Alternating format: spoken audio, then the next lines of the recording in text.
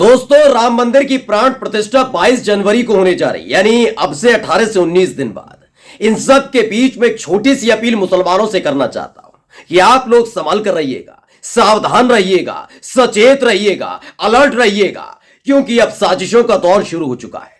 सोचिए, जो शोभा यात्रा के दौरान यानी कि अपने ही धर्म के कार्यक्रम के दौरान खुद ही निकालते हैं, उसी दौरान उत्पात मचाते हैं, मुसलमानों को निशाना बनाते हैं। जब मुसलमानों की तरफ से विरोध किया जाता है तो उस उत्पात को पूरी तरह से तांडव में तब्दील कर देते हैं। आरोपी उसमें फिर भी मुसलमान ही निकलता है, उन्हीं का बुलडोजर से घर गिरा दिया जाता है।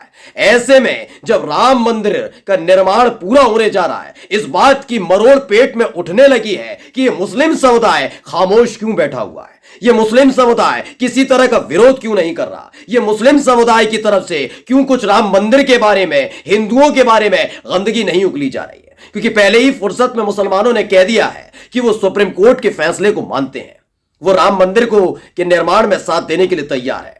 लेकिन अयोध्या में जो मस्जिद बन रही है उसमें भी हिंदुओं का साथ वो चाहते हैं, यानी पूरी तरह से मुसलमान साथ खड़ा हुआ है। बस यही बात इनको खाए जा रही है। इसलिए एक बहुत बड़ी साजिश मुसलमानों के खिलाफ रची गई थी। उसका जैसे ही भंडाफोड़ हुआ है, वैसे ही बड़े बड़े वो तमाम भारतीय जनता पार्टी के नेताओं के साथ साथ गोदी एंकर, पत्रकार चुप्पी साध कर बैठ गए, जो पिछले 24 घंटे से मुसलमानों के खिलाफ माहौल बना रहे थे।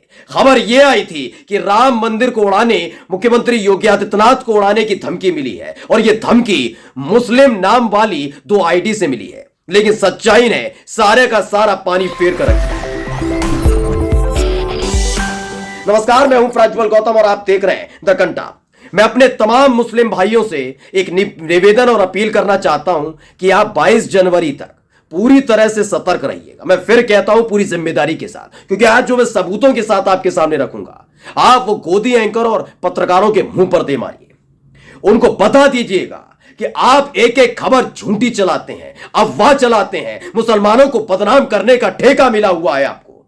क्योंकि जैसे ये खबर आई थी कि राम मंदिर, जो अयोध्या में राम मंदिर बन रहा है और मुख्यमंत्री योगी आदित्यनाथ को बम से उड़ाने की धमकी मिली है, ये जो धमकी मिली थी, ये धमकी 2 मुस्लिम आईडी से मिली थी। आलम अंसारी खान 608@gmail.com। दूसरी आईडी थी जुबैर खान ISI 99@gmail.com। जी, ये 2 आईडी। जैसे ये आईडी सामने आई, वैसे ही गोदी एंकरों को अपना काम मिल चुका था।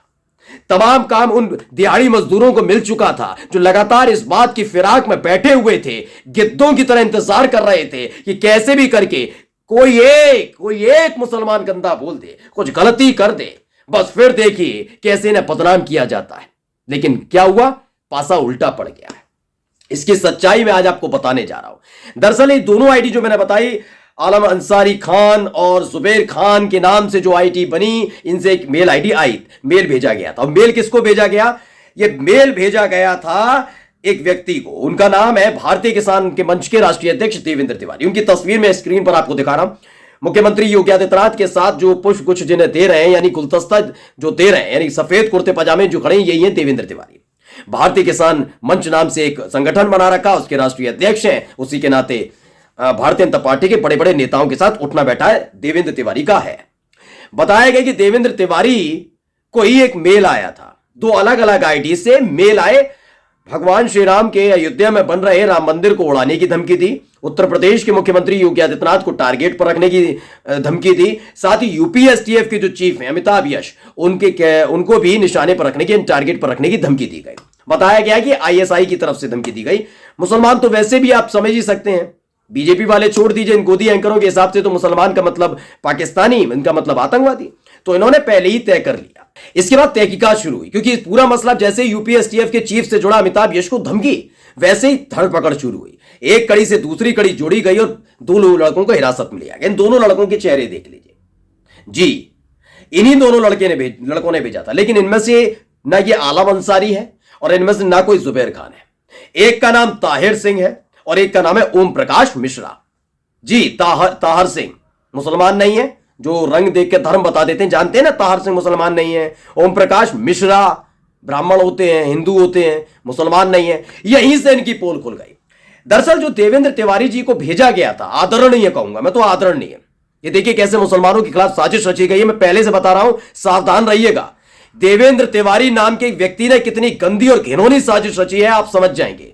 बताया गया है, इसमें लिखा है, सचिन गुप्ता एक पत्रकार हैं, उन्होंने पूरी कहानी इसमें बताई है। उन्होंने बताया कि राम मंदिर को बम से उड़ाने की धमकी की साजिश भारतीय किसान मंच और भारतीय गौ सेवा परिषद एनजीओ के अध्यक्ष देवेंद्र तिवारी ने रची, ताकि हाईलाइट हो जाए और सुरक्षा मिल जाए। बड़े नेता बनना चाहते थे कि मुख्यमंत्री से मुलाकात है, बड़े बड़े नेताओं से मुलाकात है, लेकिन और हाईलाइट होना है तो राम मंदिर का जिक्र किया जाए। कैसे किया जा सकता है? सब तो कह रहे हैं राम आएंगे कर रहे हैं, मोदी मोदी चिल्ला रहे, नहीं, कुछ अलग किया जाए जो ये लोग पसंद करते हैं, जो आपको सुरक्षा देंगे, जो आपको हाईलाइट करेंगे, बड़ा नेता बनाएंगे। इन लोगों को क्या पसंद है? मुसलमानों का विरोध, मुसलमानों के खिलाफ गंदगी बोलना, मुसलमानों से घिन करना, उनसे चिड़न करना, तो उनके खिलाफ एक साजिश रची जाए। तो इस आदमी ने क्या किया, आगे पढ़िए। लखनऊ में देवेंद्र तिवारी का पैरा मेडिकल कॉलेज है और ये जो दोनों लड़के पकड़े गए हैं, यानी ओम प्रकाश मिश्रा और ताहर सिंह, इसी के यहां काम करते हैं। यानी देवेंद्र तिवारी का जो पैरा मेडिकल कॉलेज है, यहीं पर ओम प्रकाश मिश्रा और ताहर सिंह काम करते हैं।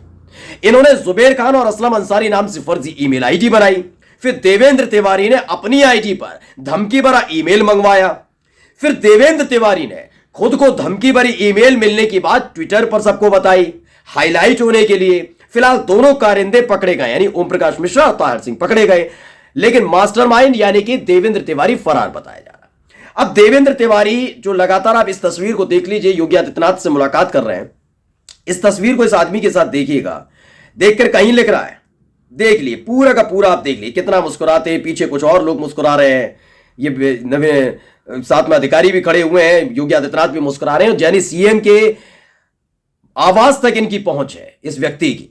ये सोचिए कितनी पहुंची हुई चीज है, इसने पूरा का पूरा खेल रचा। अब गोदी मीडिया ये तस्वीर आपको नहीं दिखाएगी, ये नहीं बताएगी ये आदमी कितना घिनौना आदमी है, राम मंदिर को उड़ाने, योगी आदित्यनाथ के खिलाफ साजिश रचने, लेकिन वही गोदी मीडिया जैसे ही दोनों आईडी मुस्लिम निकली थी वैसे ही चीख चीख कर बता रही थी कि कैसे बड़ी धमकी मिली है, लेकिन ये नहीं बता रही इस घिनौने आदमी ने साजिश रची थी। इसीलिए मैंने शुरुआत में आपसे अपील की है कि 22 जनवरी जब तक राम मंदिर की प्राण प्रतिष्ठा नहीं हो जाती, खास तौर पर उर्दू नाम वाले इस्लाम परस्त मुस्लिम भाई बहन सब के सब सावधान है, सतर्क रहे, अलर्ट मोड पर रहे, क्योंकि ऐसे साजिशकर्ता लगातार घूम रहे हैं।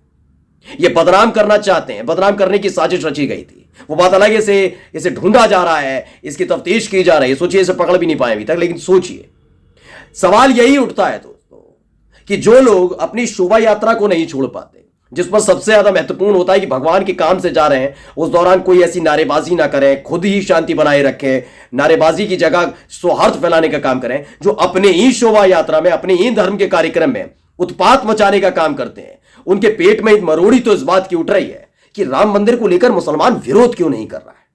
और जैसे ही साजिश रची गई उसके बाद तो उछल रही थी गोदी मीडिया, तमाम ऐसे लोग जो मुसलमानों के खिलाफ गंदगी फैलाते हैं, सच्चाई आने के बाद चादर तान कर सो रहे हैं।